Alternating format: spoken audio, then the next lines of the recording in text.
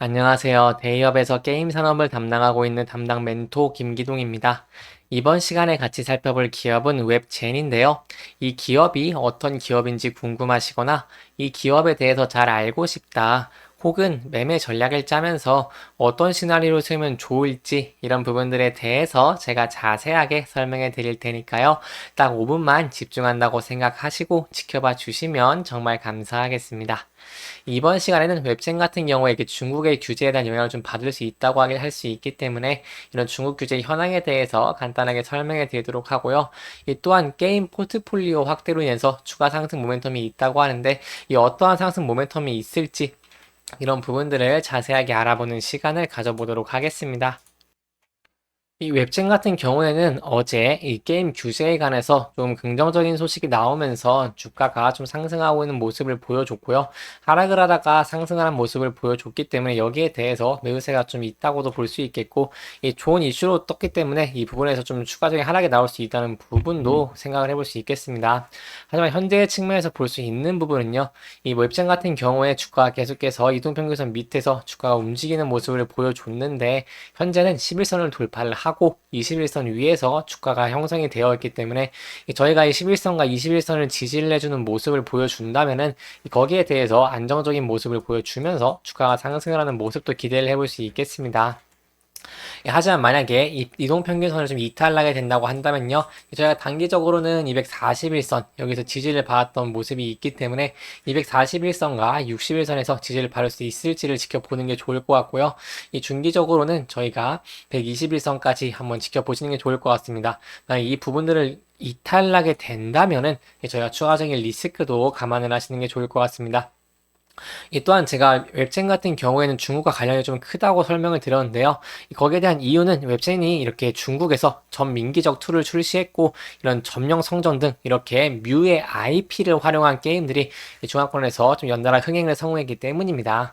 그렇기 때문에 중국에 관한 이슈는 이 웹젠한테 좀 중요하다고 할 수 있어서 여기에 대해서 간단하게 설명해 드리도록 하겠습니다.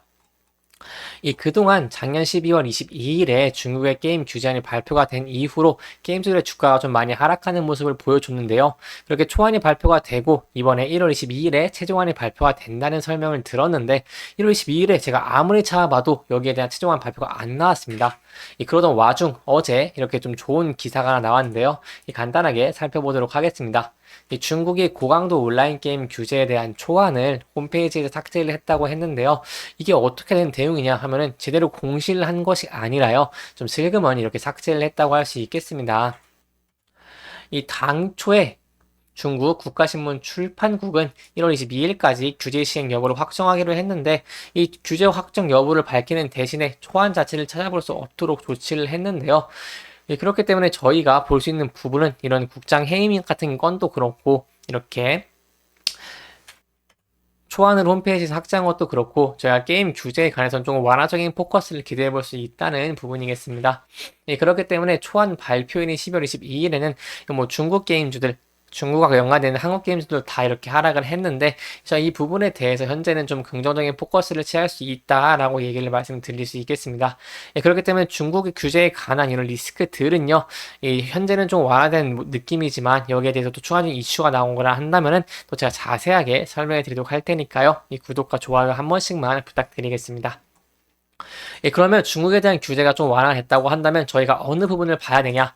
앞으로 웹진의 주가가 상승하기 위해서 추가적인 상승 모멘텀을 얻기 위해서는 무엇이 필요하냐라고 말씀을 드리자고 한다면은 당연히 이런 성장성이겠죠. 이 회사가 어떻게 성장을 할 수 있을지, 어디에 투자를 하고 그로 인해 얼마나 큰 매출이 증대가 되고 좋은 신작들을 낼 수 있을지가 중요하다고 할 수 있는데요. 그렇기 때문에 그 부분에 대한 내용들을 제가 조금 자세하게 설명해 드리려고 합니다. 그동안은 이 MMORPG, 뮤 온라인을 중심으로 사업을 전개해오던 웹젠이 현재는 게임 포트폴리오를 확대하기 위해서 이런 외부 개발사 투자에 좀 적극적으로 나서는 모습을 보여주고 있는데요. 웹젠은 공시를 냈습니다. 국내 게임 개발사 하운드 13에 이런 300억 원 규모의 지분 투자를 단행하겠다고 공시를 한 건데요. 방식은 하운드 13의 상한 전환 우선주를 신규 취득하는 형태로 발생이 되고요. 또한 이를 통해서 웹젠은 하운드 13의 주식을 약 26% 정도 취득할 예정입니다. 정확하게는 25.64% 정도를 취직을 할 예정이고요. 여기에 다 나와 있습니다. 여기에 대해서 이번 투자에 대해서 설명해 드리려고 합니다. 이 하운드 13은 좀 중요한 회사라고 할 수 있겠는데요. 이 하운드 13은 2014년에 드래곤 네스트 그리고 던전 스트라이커의 핵심 제작 인력들이 설립한 게임 개발 회사입니다. 예, 그렇기 때문에 어떠한 실적을 내냐 하면은 2019년부터 일본이나 북미, 유럽 등 이렇게 140개의 국가에서 모바일 액션 역할 수행 게임 RPG의 헌드레드 소울을 개발 서비스했고요. 현재는 프로젝트 D 등 신작 게임을 개발하고 있습니다. 이번 투자를 통해서 이 웹제네 같은 경우에는 조금 더 상승 모멘텀이 추가가 됐다고 할 수 있겠고요. 이번 투자는 웹제니 뮤 지식 재산권에 이은 새로운 캐시카우를 발굴하기 위해서 이루어졌다고 할 수 있겠습니다. 이와 관련해서 이 웹젠의 대표 직속 부서 유니콘 TF를 구성해서 유사한 역량을 갖춘 파트너들을 확보를 하고 있고요.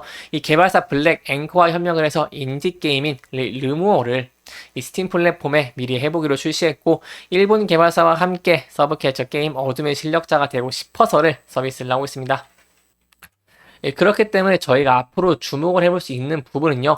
이번 투자로 인해서 이 웹제니 하운드 13이 개발 중인 신작에 대한 이 게임들의 퍼블리싱 우선 협상권을 확보를 했고요. 이 하운드 13 이외에도 여러 개발사들의 투자 협력을 논의 중에 있기 때문에 이 앞으로 추가적인 성장이 가능한 매력적인 회사다라고 말씀을 드릴 수 있겠습니다.